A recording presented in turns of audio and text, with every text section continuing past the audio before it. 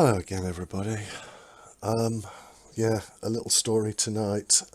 I've made a really bad mistake with the Lasius Flavus.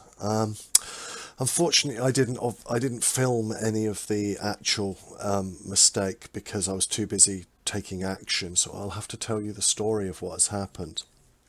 Um, Yeah, because we've got this hot weather coming up, as I said in my hot weather video, I'm very paranoid about my ants drying out in the hot weather, and I like to overwater their nests just to give it more drying capacity. So, it's going to take a lot more to dry it out.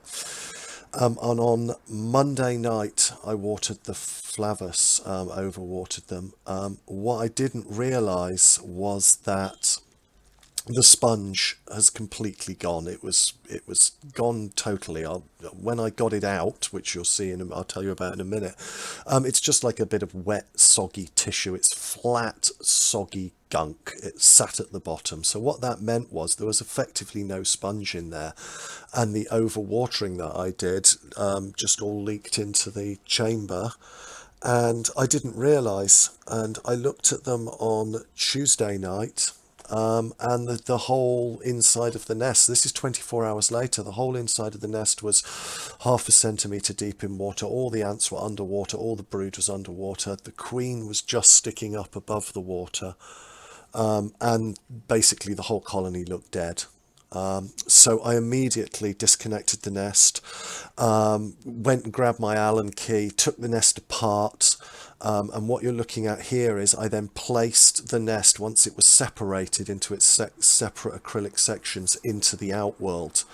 And the water's obviously run out by now, and what you're seeing is pictures of basically the first reactions. They actually started waking up. And I know ants can do this, be underwater for quite a long time, and I was hoping this might happen.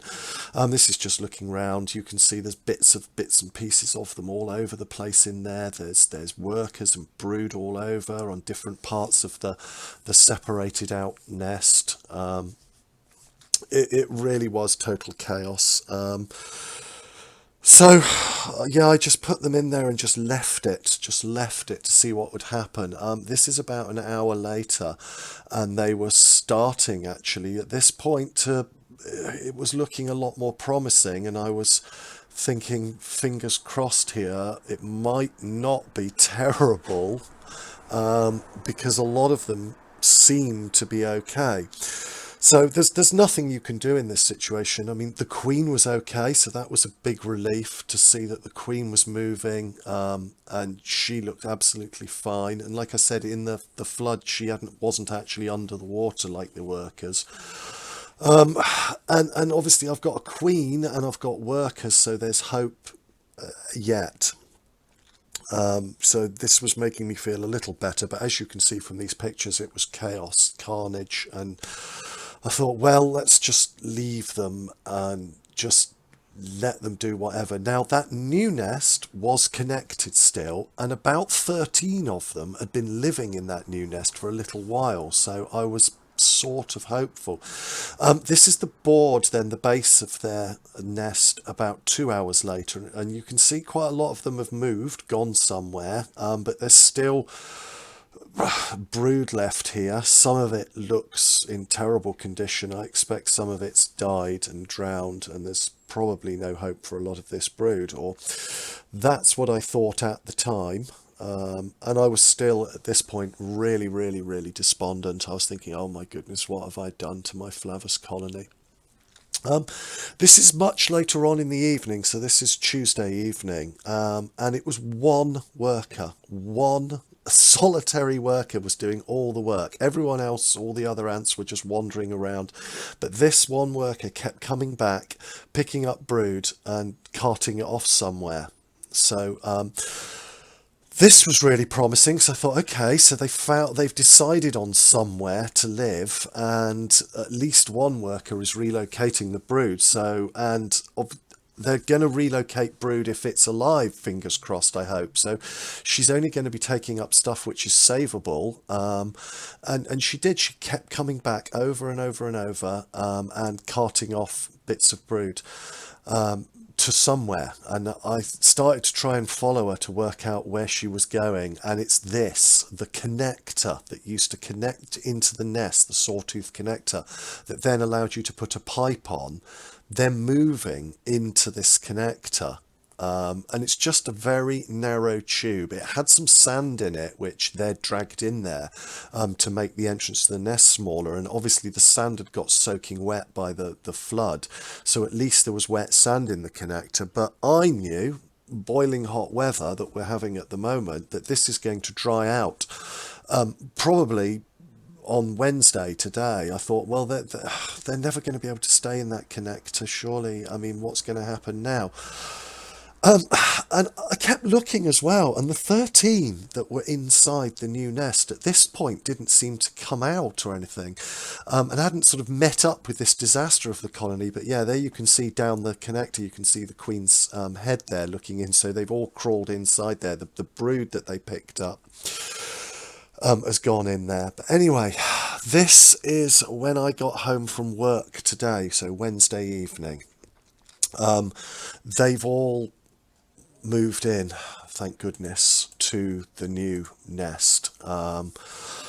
Now, it's too big for them now. It's definitely too big for them. I mean, there's hardly, I mean, you can see there is brood in there, and I get a close-up shot of some of the brood, and some of it's definitely alive. I can see a larvae moving.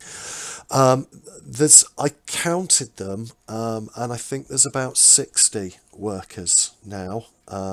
Which means, yeah, the nest's too big for them. You can see from the condensation as well, it's overwatered, but it's gypsum, it hasn't flooded, so it's not as bad as that acrylic nest.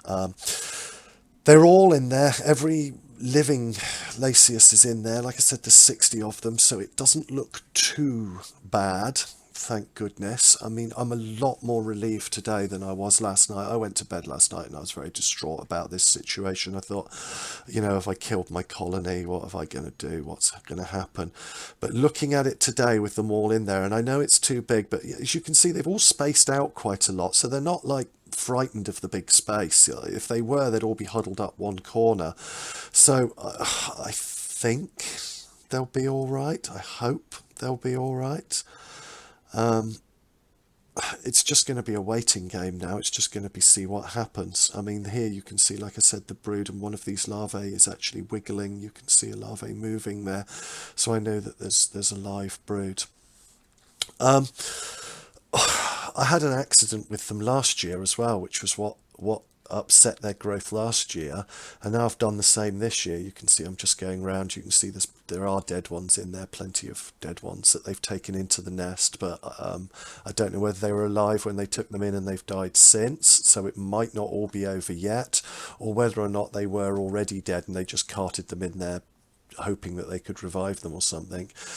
There are dead ones in the outworld as well. This one in particular had gone mouldy. I took this one out. I'll show you a close-up in a sec of what it looked like. But yeah, there are dead ones in the outworld, here, there and everywhere. There's the mouldy one. That's it had grown in 24 hours. It's a bit worrying. So again, like I said, this doesn't mean the danger's all over. I could have disasters anywhere with any of these, but we'll see what happens. Anyway, thank you for watching, everybody. Yeah, I'm sorry. I'm never going to use sponges in nests ever again. I hate sponges. It's only ever going to be stone, gypsum, white-ong nests for me from now on.